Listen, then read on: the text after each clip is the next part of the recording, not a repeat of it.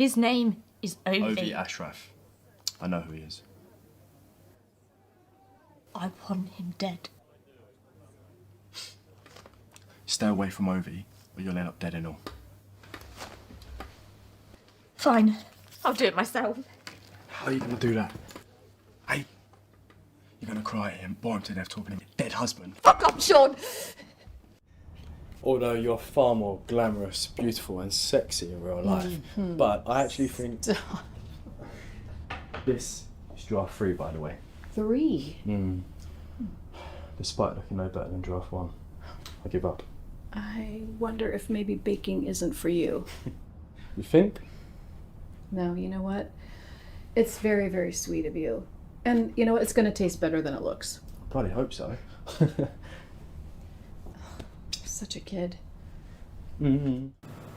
Listen, there's something I need to tell you. Charlie's family have hired Spencer Kennedy to represent him in court. He'll paint the picture as if Josh was responsible for all of this. I couldn't move. I couldn't breathe. All I wanted was you to stop. I remember going home that night, washing myself in bleach, trying to scrub away the scum. Yeah, that's all right. I'll go in there now, shall I? Yeah, we won't be there, but it's all right if you want to make a start. I'll sort you out, usual rate. No, it's fine. It's all No, right. I insist. I insist. Your money's no good to me. Hello, Lewis. I'm delighted to be chatting to an actor, film director and producer. How the devil are you, sir? I'm very well, thank you. Yourself? Yeah, I'm good, thanks. Nice and sunny Liverpool. Whereabouts are you? You're based down in Kent, aren't you? Yeah, so just outside London. Yeah. Yeah, There's- yeah. I was looking at your Spotlight profile, and it says you do multiple accents. You do a Scouse accent, Cockney, Irish. Is that, and you've got a hearing disability? Is that more, does that take you more skill to pick up that accent? I don't know. Do you know what? So with the deaf and the hard of hearing, the disability, I guess, it's something I was always aware of, that this ear was better than my left ear. So I was aware of it all my life, and then in the pandemic, my wife was pregnant, and I watched a film called Sound of Metal, which follows a deaf drummer. Yeah. Well, he loses his hearing because of his exposure to noise. Yeah. Being in a band, and it kind of I just thought, well, maybe I'll go get my ears looked at, and I went to Boots. I had the free hearing test, and then they said, because of my age, like I was only 30 at the time, they said I should probably go and speak to my GP, and had a couple of tests with them, and then they were like, yeah, you are actually you're pretty much deaf in your left ear. Oh. I was like, oh, okay. And then I got referred to the audiologist. He did some more tests, and he confirmed that, yes, I'm deaf. Yeah. And then I got a hearing aid maybe about 6 months later, and I just couldn't get on with it. So I preferred not to wear it. Yeah. It's really uncomfortable as well, the NHS ones. Ah. And yeah, I guess I've never, up until I was 30, I didn't know any different, really. I think I remember going to speech therapy when I was younger because I couldn't pronounce words properly. And looking back, I mean, when I told my mum that I've been diagnosed as deaf, she was like, "Oh, maybe that's why you probably had trouble pronouncing words, because I couldn't hear them properly." Yeah. So yeah, I mean, with the accent, I think it kind of just started just being in school and being a prat, really, and just or the class clown. Yeah, Usually the other yeah, kids. exactly. Yeah. Yeah. And I just used to like take the mick out of like some of the teachers with different accents and stuff. And I remember my maths teacher was, I think he's from Australia. Yeah. And he said, right, you're gonna stay behind after class today. I was like, okay. And he said, I just wanted to let you know that was a really good impression. Can you do it again? I was like, okay, fair enough. Yeah. How's your Scouse accent? Um, I think it's all right. I think it's. I mean, you would probably be able to like detect that I'm probably not from Liverpool, Yeah, yeah. but I think it's probably passable. Okay. I had my stag in Liverpool a couple of Oh years yeah, ago. yeah. What, you stay in the town Yeah, centre? no, we stayed in Bootle. Oh, yeah. That's unusual. um, I don't think yeah, it was a well, touristy place. I think it was kind of. I think my stag was kind of organised last minute by my Yeah, best man from what I can gather. yeah. Um, I think it was like about an hour away from Concert Square. Oh yeah, yeah. Yeah, so I think it was the only, and because we had it in November, I think hotels were Oh, the chocker. getting booked up for Christmas. Yeah, so Yeah. I think we were just like stuck just outside of town, but it wasn't too far. I think that the hotel industry is one of the biggest booms in Liverpool, especially if there's a football match on the go, or there's horse racing at Aintree. Yeah, It is hard to book a place. yeah. Well, I mean, we were quite lucky to be fair. I think it was one of the last, and there was an absolute squad of us as well. There Yeah, was probably about 20 people. Yeah, yeah. so we did quite well to try and find some accommodation. It wasn't too bad. It was quite a nice hotel actually. Yeah. Oh, okay. Just changing the subject slightly, and before we talk about your work as an actor and a writer, tell us what you do off stage, hobbies wise. Again, looking at your spotlight profile, it mentions boxing, and I've seen a short video of you looking very proficient in ice skating. Is that your hobbies? Oh, thank you. I used to ice skate as a kid. Yeah. Um, just self-taught, really. I Hmm. used to just see it on TV and then just learn. I think I remember actually just going when I was about 9 years old, and I just took to it. And my mum and dad was like, "He's never done this in his life. I'll never." And I just did it, and I was doing spins, and I just remember being very confident as a kid. Yeah. I just it never it was never a question that I would fail. I just used to just do things. I never Yeah. even thought there was no doubt that I would ever hurt myself. I would just do it, Yeah. and probably did hurt myself along the way. But yeah, ice skating I really like. I was really good at rollerblading as well. Oh yeah. I before acting, I used to do parkour professionally. What is that? I've looked at that word today and I can't figure it out. What is it? So another name for it is free running. You've Ah, never yeah, heard yeah, I of know that? that. Yeah, jumping over obstacles and things, and like in city centre Yeah, type of yeah, things. Yeah, yeah. So it's it's dangerous, isn't it? basically well, it can be, but I think like anything, you wouldn't do anything you didn't feel uncomfortable doing. Hmm. So you need to know what your limits Yeah, are. And there's no there's no need to get on top of buildings at all. yeah, I mean, most of the time when you get on top of a building, you're kind of met with disappointment. There's nothing up there. It's just that roof half the time. yeah, You might be lucky where you can jump from one roof to another, but all of that stuff is mainly for like the media, just to try and make it a little bit more exciting, oh, okay. just to create a bit of hype. But it's this it's a French discipline which originated in the late 80s, early 90s, just outside of Paris in a province called Nice. Yeah, Um, and the founder was David Bell, who founded a group with Sebastian Foucan, who's probably most well known, and their group was the Yamakasi. And it's a French discipline about getting from A to B as quickly and as efficiently as possible to either pursue someone or to evade. yeah. So, in one way, I like to think of it as a little bit of a martial art, you know. Hmm. Yeah, so I did that professionally, and I was teaching in schools.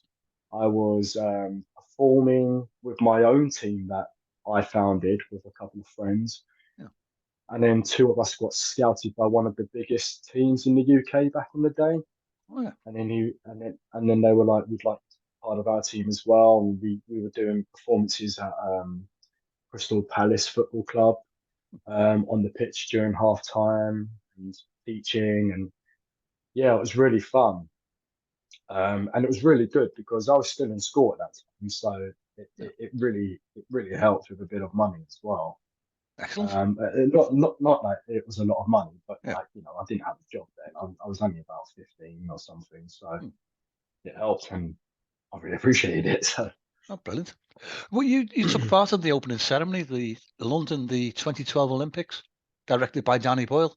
Was this doing the freestyle running? Yeah. Yeah. So what was that question? You sort of broke up halfway through. Yeah, you took part in the opening ceremony, London 2012 Olympics. Yeah. Was that doing the freestyle running? Yeah. Yeah. We did. We actually did a photo shoot for it too, which was at the Tate and Lyle, the syrup factory. Yeah. In I think it's East London. Yeah, the sugar. Yeah. Yeah. So they had a couple of fire engines there, and they put a couple of a few drops of dye into the syrup, and we were climbing up on the fire trucks and just having a massive syrup fight, really. and this is before I understood about getting paid as a performer, because after I was about 19, if that at the time. Yeah. No, I would have. Sorry, the Olympics was 2012, wasn't it? So I would have been probably approaching 22 that year. And the after the shoot, we basically got paid in like crates of syrup. And we were like, "Oh, thank you for this. Well done." I know. And we were like, "Hang on a minute, what are we gonna do with this?" So we were just handing them out to people in London. And yeah, we realised we sort of been conned. Yeah. And we also did a photo shoot at an estate in Elephant and Castle. I think it was called the Hayward Estate, I think. And it was abandoned at that time, but it was very like well known for parkour athletes, and a lot of films have been shot there as well. So we did a still shoot there, and again we got no money for it, but we were just so happy and proud to be a part of it. Like it was crazy, really. Just to be doing it. And then I think the images got displayed at the Olympics. They were around the arena. Yeah. You should be getting paid as a stuntman, really. Yeah. I mean, I'd like to. I'd like to get paid to do anything that I'm passionate about, really. It's just hard. But one of the things I like about being an actor is like I've also got this parkour background that can give me well, I hope gets me in the door a bit more if you're looking for that. At the moment, I've just found out my thumb's broken. What? So yeah, I broke my thumb at Christmas at a Christmas party 6 months ago. Yeah, I was sober as well, but I was breakdancing. I was breakdancing, and I basically just overloaded. They call it skiers' thumb, because when skiers go over, their thumb basically just like hops backwards. So I've torn a ligament in that. Yeah, and it's just I mean it's just been incredibly difficult for it to heal at the moment, because I've got one ligament that's stopping the other ligament getting like healing, from what I've been told. And also a fracture. I mean, I can move it. There's just certain tasks that my thumb has to do, like putting shoes on, like anything that to do with like pulling. Then it's difficult for me to do that without any pain. So yeah. Sounds like you've got a high tolerance for pain. I didn't know it was broken for like 2 days. What the hell? I broke my rib when I was boxing. What am I didn't know that was broken. Punched in the ribs. Yeah, he was a big guy. And I think he was actually meant to perform in the Olympics, actually, represent Great Britain, but for some reason he didn't do it. Yeah, I didn't know my rib was broken for about 2 weeks. And then one night, because I've got asthma, I just couldn't breathe. And they said, "You've got a lung infection." They x-rayed me and said, "Your rib's broken." I was like, "Oh, I thought it was." So, yeah, broke that as well. Oh, dear. But I never, funny enough, you were talking about parkour being dangerous. Yeah. Didn't break a thing. Didn't break a thing. Yeah. Maybe a few walls. Were you wearing crash helmets and the knee pads and elbow pads and... No, because that would restrict your movement. It would actually be more dangerous to wear that. Oh. yeah, because you lose range of motion like between your joints, your arms, any yeah. So like I would not be able to bend my elbow properly if I had an elbow pad on, and the same Okay. thing with my knee. Yeah. And if you're jumping from height, when you land, you do like a judo roll, and what Oh that yeah. does is it carries the momentum and disperses that impact across the momentum. So Yeah. if I was to wear a crash helmet, I wouldn't be able to tuck my head in properly. Yeah. Yeah. So it would actually be more dangerous. But Yeah. again, like I said, you work within um you work within like your realm, I guess. Yeah. You don't do anything that's gonna put your life at risk. Okay, that makes sense now you've Yeah. explained it. Didn't at first, it struck me as an odd thought. But yeah, that's perfectly clear. Just to move on to your acting experience. I'm just Hmm. looking at sort of briefly. Lee Mountjoy acting for camera 2014, Kingdom School of Hmm. Arts screen acting for 4 years. Sorry, for 2 years. Yeah. Was this full Um time, or were you working sort of as well as doing these training? yeah, so I me trying to go to drama school was just impossible. I didn't have the money to do that. I come from a working class background. My Yeah, mum, my parents split up when I was younger, and I was living with my mum, so yeah. it was difficult. It was just would not have been able to do. I've been able to do it. So I was working part time Okay. of an evening, so I had the daytime free to like audition. Um, this is way before self tapes as well, so to be able to go up to London and audition if need be. And then also just work if any work came along, Yeah. and also training as well. So the Kingdom class was kind of like I guess it was like my drama school, Hmm. really. Yeah. I did that for, I think the first term was about a year, and then after that, I got put onto the pro class. So the first term it was only like 3 hours Yeah. every weekend, Yeah. and then they said they quite liked what I did.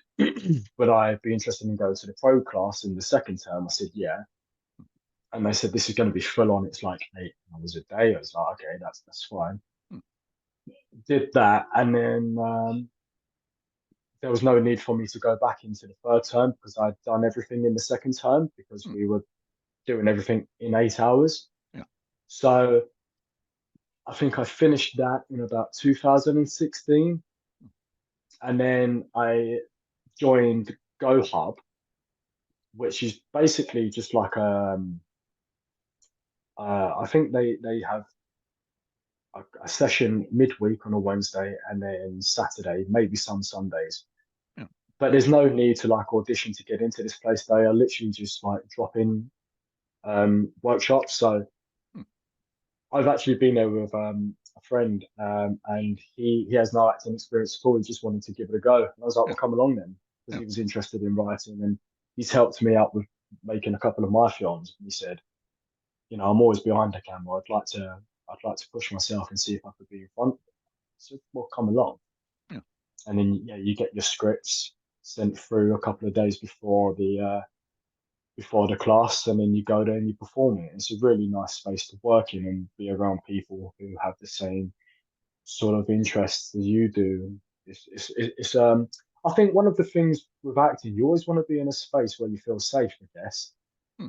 But I don't know if that's a good thing because I think you should always be outside of your comfort zone with anything in life. Otherwise, you're never going to grow. But they are challenging, these classes. Yeah. And Jazz, the guy who runs it, he's just like, come on, Lewis, I know you can do more. You can do better than that. Let's go again. I'm like, okay, let's go. Yeah. I guess it's almost like a gym class in one way. Jumping forward, you won the Best Actor Award in 2017 for the short film was Days to Yeah, Come. Was this over days in to LA? come. Yeah. Did you go over there, or was it a Zoom meeting?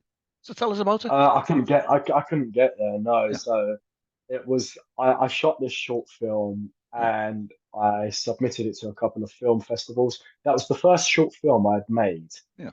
And tried to take it seriously as well. And I was like, okay, everyone invested their time into this. Let's try and do a couple of film competitions because I'd never done them before, like the Yeah. film festivals. Yeah.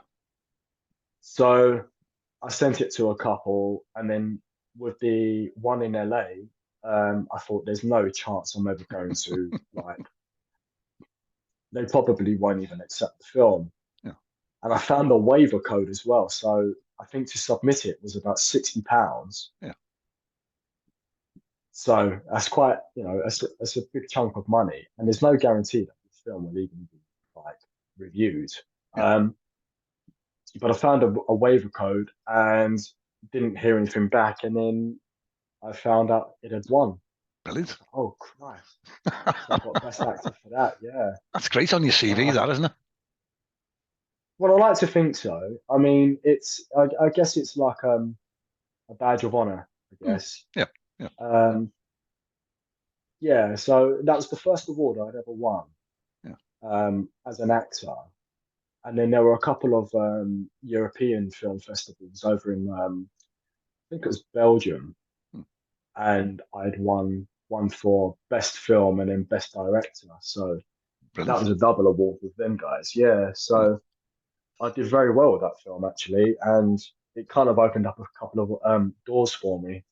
And as you know, like I make my own films as well, and to have the laurels on the posters, like when I'm casting things, people see that and sign of quality, isn't it? work with you. Yeah. I think, yeah. I've read as well that you were nominated for Best Actor at the Cannes Film Awards for your role in Why Did You Tell Me? Oh yeah. So the film went over to Cannes, and it got nominated, but nothing else really happened. Still nomination. That's still great, though, isn't it? Decent It's competition. crazy because I mean it's a big film festival. Yeah. And again with that one, I didn't really expect to hear anything back. I mean, I did in the end. It was just like, thank you very much, blah blah blah. Like, you haven't won this time, but the film got accepted, which was great. It didn't just get completely rejected. Yeah. And I'm very honest, and I'll be open about film competitions and stuff, and I will talk about my losses as much as I'll talk about my wins, because I don't just like to say, oh yeah, my film won. Yeah. And everyone will go, oh, okay, well done. But I think people need to understand you're not going to win everything. And if people are open about their losses, but you can still get back up and keep submitting and not get knocked down or discouraged because it's a no this time. Well, tomorrow it might be a yes. And that film, it got nominated for a few things, but it didn't really win anything. It came runner up at I gotta think what competitions we submitted to now. I can't remember off the top of my head. It's on the poster somewhere. I submitted it to loads. Honestly, it was probably about 20, and only two of them. It only made it to like the semi-finals of two of them. So it's tough competition. But I don't make these films for the competitions. I make these films because I do it for myself, and these are films that I want to see in the world. And I also get to work with other actors who I may not have worked with before, because very difficult to be seen as an actor, and I may not have met these people directly if my agent got me cast in something. But I've always made films. Always. It was my. You were talking about the film schools that I went to and the workshops. Yeah. My film school was me making films and learning personal experience.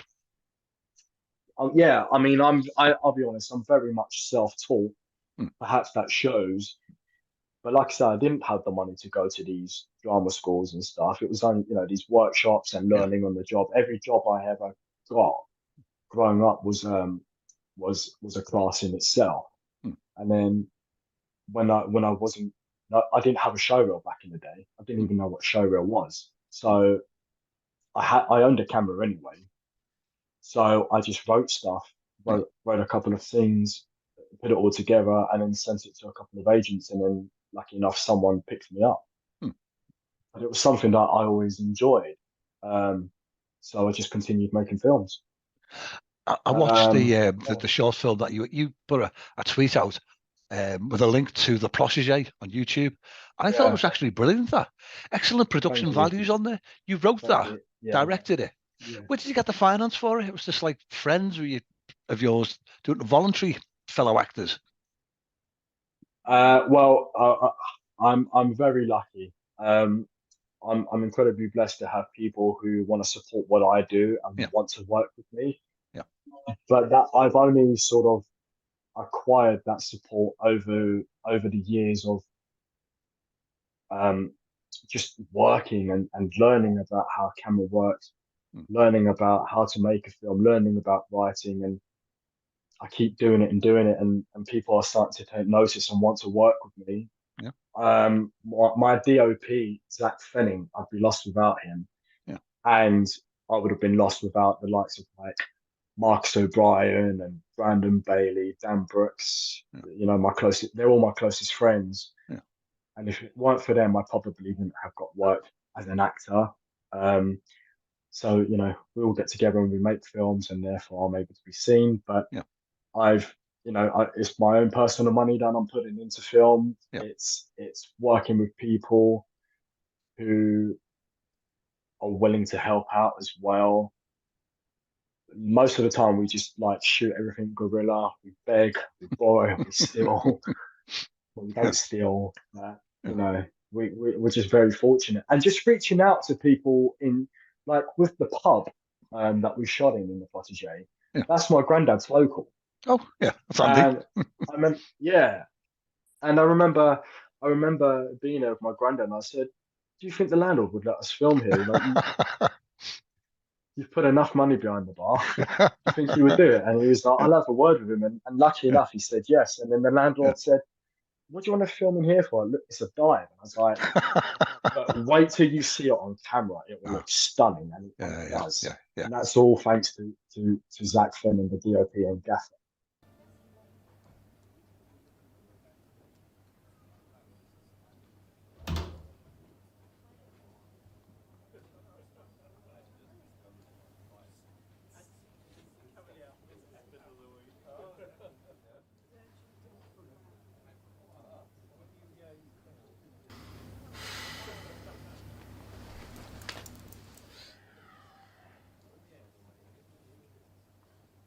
Got you a beer.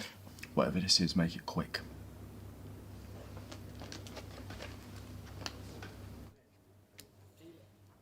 This man killed my husband. Wedding invite get lost in the post, did it?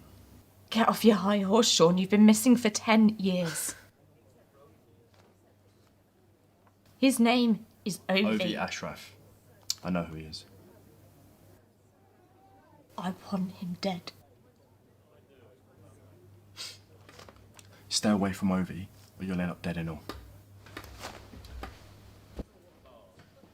I'm already dead. It's a DOP. Is that director of photography? Is that? Yeah. Okay. Sorry, director of photography. Yeah, director of photography. Cameraman. Cameraman, Okay. yeah. Pretty much just cameraman, yeah. But Zach does it all. Like, he edits, he color grades, he can do sound work. He is a jack of all trades, and he's going to go on to do big things one day. You mark my words. Do you know what blew me away with it? Mainly, the acting was great, the script was great, just the look of it, the actual feel of it. It looks, you know, like a top Hollywood production. It looks bigger than it is. It looks right? great. Yeah. Yeah, thank you. Yeah, so I never had any intention really of doing anything more with it. Right? Yeah. It was just like, here's a little short film. People have responded to it quite well. Yeah. 2,000 plus views for me isn't like to someone else. Doesn't sound like a lot, but for a small independent filmmaker who's making these films with definitely, literally next to no budget, it's a lot. It means the world to me. Even if 5 people saw my film, it means the world to me. Someone took 5 minutes out of their time to watch my work. Yeah. And people enjoyed the film so much, they're like, this is almost a proof of concept for something bigger or something more. Yeah. Just today, someone messaged me on Instagram and he said, I really liked your film. I'd like to see a feature. Here are some ideas that I think you could have. And I thought, bloody hell, people writing down ideas what they want in my film. And I'm just like, I can't believe people are doing that. Like, it blows me away. I'm just like, really? But yeah, and very honoured that people are doing that. Very touched. What jumps out as well for me is that I'm thinking, you've got a small budget. What could you do with a huge budget? You know, how much better could it I've, be? al- I've always said that. That's not me. Like, I don't mean to sound arrogant, big-headed or anything, Yeah. but I've always said, like, if you look at what I can do with no money, Yeah. imagine what I can do with a budget, a big Yeah. budget. Yeah. And I think between myself and Zach, we'd absolutely smash it. Yeah. You but also for me, I ask that I say that question because I want to know what I can do. Hmm. I don't know what I can do yet because I haven't had the money to take that leap of faith. Yeah. But I've started writing a feature version of the Protege. Okay. Just a couple of ideas. Yeah. I know where it's going to go, Hmm. but it's how do I get from A to Z? And yeah, we would need a budget to do that. We'd Yeah. need a budget to do that. It's exciting. I've got some big ideas for it. Well, I'm So I'm delighted to really hear that. hoping that the short version of the film that you've seen so far, it acts as a proof of concept, but Yeah. also I hope that it gets spread far and wide and that Hmm. the views keep ticking over because I think in order for someone to invest and to get a producer involved, I think every view counts. And I don't think we would get a budget from someone unless like this thing goes viral. So that's my hope. But you know, never say never. I'm hoping it will happen one day. Fingers crossed, right? And Such a mud. thank you. It's your calling card. It's your elevator pitch, isn't it? That, you know, it looks like a highly professional piece of work. I was going to ask you about feature film length, but you just answered that. Well, what advice would you give to somebody who's got aspirations of doing what you're doing, becoming an actor? Don't maybe. Do you know what? I think you have to have a. I think just see how things are going at the moment. Just observe what's happening in the industry. Learn about it first before you want to get involved in it because it can be very cutthroat. You're going to hear the word no a lot, and if you don't like that word, don't get involved Need a tough because it skin. can be sold. Yeah, yeah, oh, absolutely. I mean, people have told me no all my life, and I've always been stubborn. Like, my dad would say, "Don't climb that tree, you fall out of it." I'd be like, "All right," and then I'd climb the tree in spite of him telling me not to. So I think if it's something you really want to do, no amount of no's is ever gonna be enough to make you like stop. Like you could tell me no till I'm 80 and I'm still gonna do it because it's what I want to do. Why should someone stand in front of a door that I'm trying to get through and keep telling me no? It's what I want to do in life. Like I basically I think no one's got the right to tell me no when it's something I want to do. So just keep going. If it's what you really want to do, you'll get there one day. It might take 5 years. You might get to where you want to be in 5 months, to be fair. But it can be very soul destroying, it can be very quiet. And then when it is quiet, I think you need to have other things to focus on because if you don't, if you're just waiting for an email from your agent to say, oh, here's an audition, or you got the part, or you know, we're still waiting to hear back, you're gonna face disappointment. And I think I sound like I'm waffling, but No, you're not at all. No.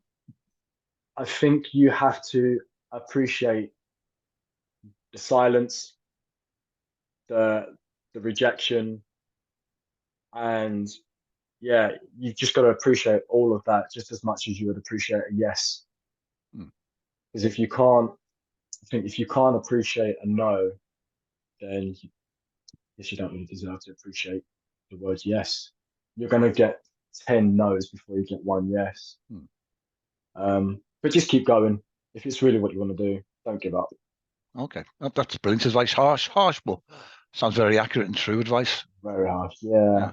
Yeah. I feel like you asked me a straight question, and I just waffled. No, you haven't. There. No, it sounded very honest. The answer, brutally honest. But you're saying it as it is, as you see it. Absolutely. I think even just to try and get a normal job nowadays, right? It's very true. competitive. Yeah. So I don't feel like it's any different. I just think our industry is very oversaturated. but and you've just got to find out what makes you stand out from the crowd.